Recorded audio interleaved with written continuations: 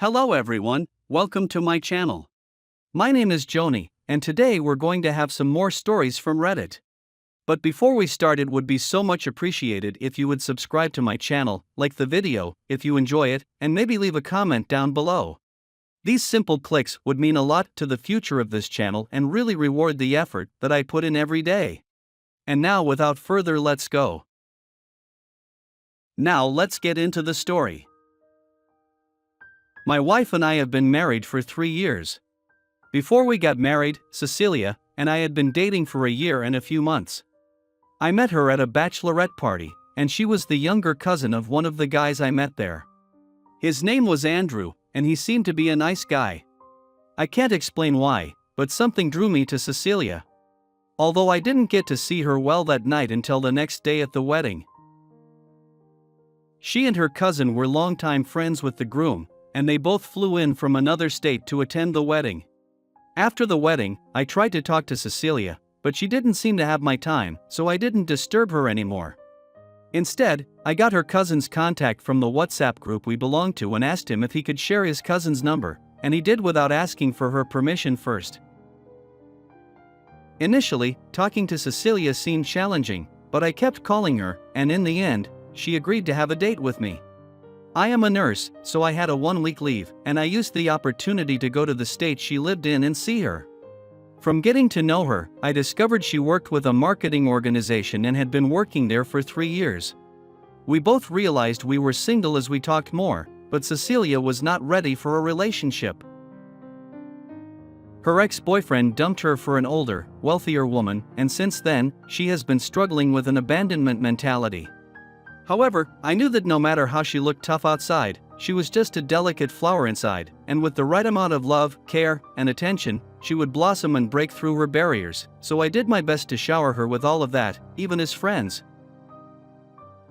I even got her cousin to talk to her for me, so she could at least change her mind and be with me, and fortunately, she was the kind of younger cousin that listened to her older cousin, so she gave me the opportunity. We got closer, and I ensured I was there whenever she needed me because I loved her. The thing about me was that getting attracted to a particular girl did not happen to me every day, so when I saw Cecilia and liked her, I knew she was the one for me. So despite living in different states, I made sure I sent her flowers every week with a pack of her favorite chocolate until she said yes to me. When she said yes, I was literally the happiest man on earth, and as soon as I was due for my next leave, I hopped on the next flight to celebrate the beginning of our new phase of life together. I only had a few responsibilities, as the house I lived in was willed to me by my father before his demise, so I didn't pay rent and could save more money. Even without being with her, I would send Cecilia money to take herself to a fancy restaurant, go shopping, or even take her friends out on my behalf. I did everything possible to make her happy and not feel the distance between us until we married. After we married, her office transferred her to my state, and we began living together as a couple. A few months after Cecilia moved in with me, I began to see so many things I had not seen when we were in our long-distance relationship. She was messy in the kitchen, messy in the bathroom, and even messy in the bedroom. I complained about her habits every day until I eventually got tired, so I started cleaning up after her. She also picked offense to almost everything I did. For example, if I cleaned the house and she walked into a wet floor, she would yell and cuss at me, which continued with almost everything. Then she stopped cooking and didn't care whether I ate. Instead, she'd bring home cooked food from any restaurant she visited and would microwave the food the following day as her breakfast. Before these changes, Cecilia loved cooking and wouldn't go a day without making fresh food. She hated warming food the next morning, and she always woke up very early in the morning to cook before I woke up. But when this happened, she became a different person, became more distant, and barely said a word to me, even if she was at home on some days. It got so bad that whenever I tried to start a conversation, she would cut me off with the excuse that she had work to do or was too tired to talk. After that, she didn't even let me touch her anymore, and a part of me began to suspect that she was seeing someone, but when I couldn't gather any evidence, I just let her be because I had heard people could change completely after some years of marriage. Her cold attitude toward me continued, and she even started sleeping on the couch because of my non-stop pestering for her to do her wifely duties. One day, I don't really remember what Cecilia did, and I yelled at her, but instead of sorting it out as adults like we used to, she picked a few clothes and told me she was going to her friend's house, and she threatened me to not call her friend if I didn't want to make things worse, so I didn't. 2 days after Cecilia left, I was at home thinking about how things had gotten bad between Cecilia and me when I got a call from a policeman. At first, I believed she parked wrongly or something. But I was told she had been involved in an accident, and the police officer shared the location. So, without wasting time, I rushed down there with my heart nearly falling into my stomach. The last thing I wanted was for something terrible to happen to my Cecilia. On getting to the accident scene, Cecilia was lying on a stretcher and sobbing. Her hand and arms were bandaged, and she sustained multiple injuries, but the guy that drove did not make it, so his body was already covered. Not to sound insensitive, but I was glad Cecilia was okay at that point. I know we had issues in the past, but I didn't want her dead or injured because I wanted us to work things out and go back to being the happy couple we were. I tried to speak to her, but she kept sobbing, and at the same time, the paramedic guy came to me and asked if I was her brother because he saw me standing by her bed. I told him I wasn't, but he insisted that he called Cecilia's brother and not me. It was funny because Cecilia was an only child. So when I asked him to show me the number he called, he showed me my number and explained that Cecilia saved my number as her brother on her iPhone. I was confused because that was the last thing I expected to hear. I also found out that the guy that died while driving Cecilia was her boyfriend, and they were on their way to another state for a vacation when the accident happened. Whatever was left of their clothes was in the trunk, and I stood there, unable to say a word. It was just too much to wrap my head around at that point. I cried and asked Cecilia if it was true, and she nodded. She was still in tears because of her lover's demise, and she could not even hide it. Even with our non-stop fights and distance, I could not even think of being with another woman apart from her, but she chose to hurt me like that. To think that I was even planning to go over to her friend's house that evening, so we could settle everything, and she could come back home. Not knowing she was already on her way to a vacation with her lover. She was eventually taken to the hospital and stayed there for a few weeks. However, I only visited her once throughout her hospital stay because I still could not believe she had cheated on me after all those years, and it was really tough for me. The one time I visited her, her friend convinced me to go and see her, but I ended up standing outside her room door. I just could not take myself in there to talk with her. Finally, when she fully recovered, her friend updated me again, and I went to see her on the day she was discharged. What she didn't know was that when she was in the hospital, I contacted a lawyer and began to process our divorce papers, and on the day of her discharge, I gave them to her to sign. At least I had the decency to wait until she recovered. When she saw me, she began to cry, went down on her knees, and asked me to forgive her, so we could return to being one happy family. But I told her it wasn't impossible and handed her the divorce papers. When her friends saw the divorce papers, she began to beg me too. I told her to stay quiet and mind her business. On the other hand, Cecilia continued to cry, and she begged me to give her a second chance, but I dropped the papers and left. Then I warned her to not return to my house. I already called her cousin to tell him what Cecilia had done, but he was too disappointed in her and wanted nothing to do with her. It turned out that the guy she was seeing was her colleague from work, and her company had that no relationship between colleagues policy. Knowing that she was married, they fired her to protect their reputation. So after she left the hospital, she had no job to return to, her friend kicked her out, and her cousin was far too embarrassed, so she had no one to support her. The last time I bumped into her friend, she told me Cecilia was now struggling financially, and she did crappy jobs just to make a living. It has been 2 years now, and I still can't shake off the feeling that every woman out there might hurt me again as Cecilia did. Now let's get into the second story. My wife and I had been married for several years before I caught her red-handed, cheating on me. Evelyn and I were actually fellowship members, and she was gorgeous. Most times I would go to church on Sunday just to see her. However, we were not close friends until I discovered my aunt moved into her neighborhood. 3 houses after my aunt's house, to be precise.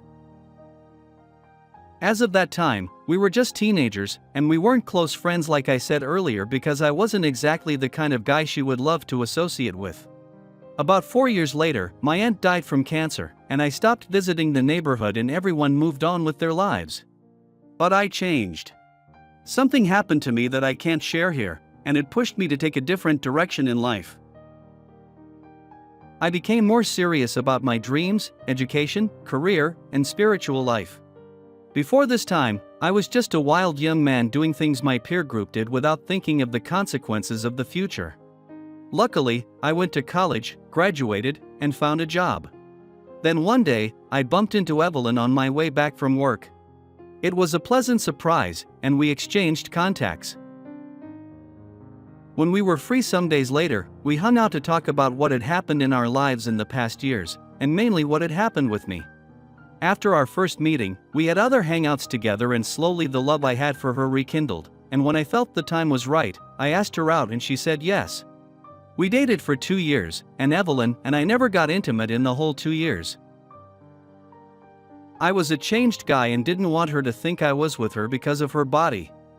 Aside from that, my spirituality with God grew, and I didn't want to jeopardize that too, so Evelyn and I promised to be celibate until marriage.